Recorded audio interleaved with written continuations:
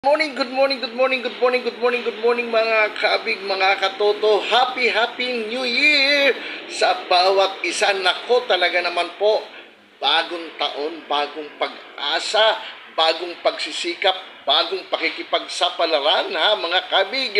Ito po ang atin pong, ito na yung realidad actually ha. Ito na yung realidad ng mga ilang araw na tayo po'y masaya dahil nagsiselebrate ho tayo ng ating siyempre nung una Christmas, ngayon naman bagong taon, ano? Dalawang araw o isang araw nang nakakalipas.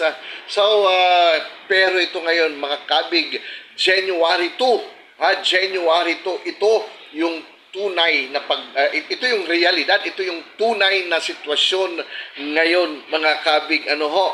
Pero anuman po ang atin pong kakaharapin sa mga darating na araw, anuman po ang ating ang kalalabasan, kahihinatnan, patuloy po lamang tayong magsikhay, magsumikap, patuloy lamang po tayong kumilos at siyempre, higit sa lahat, ang patuloy na paghingi ng gabay sa ating Panginoong Hesukristo dahil higit sa lahat siya po ang nakakaalam. Ano ho?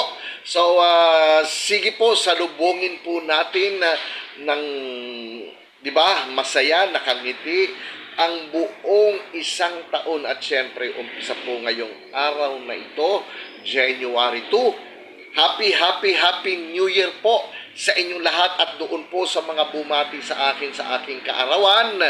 Ay nako, maraming salamat po at naway ito yung maging umpisa, no? Maging starting point para tayo po tuloy-tuloy na ha. Ilang linggo po tayong nawala sa sirkulasyon. Aba, hindi ho tayo nagparamdam, nagtago ho.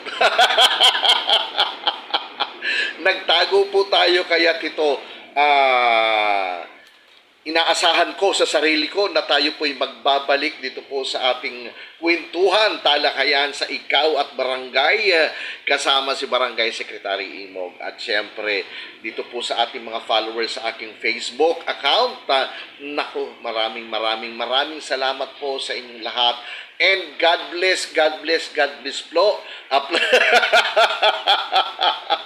Ay nako, hindi pa rin din na parang bumabata ako. Ang tingin ko mga kabig, parang bumabata yung aking pisngi, yung aking aura. Basta tayo po'y tuloy-tuloy lamang po at hari nawa mga kabig sa pahintulot sa gabay ng ating Panginoon magpatuloy tayo sa ating mga gawain, sa ating mga nakasanayan as long as hindi makakasakit sa kapwa. Dire-diretso po tayo mga kapig. Alright! So once again, dito po sa ikaw at barangay ha, Happy New Year po sa bawat isa at tuloy-tuloy po tayo. Maraming salamat po. God bless!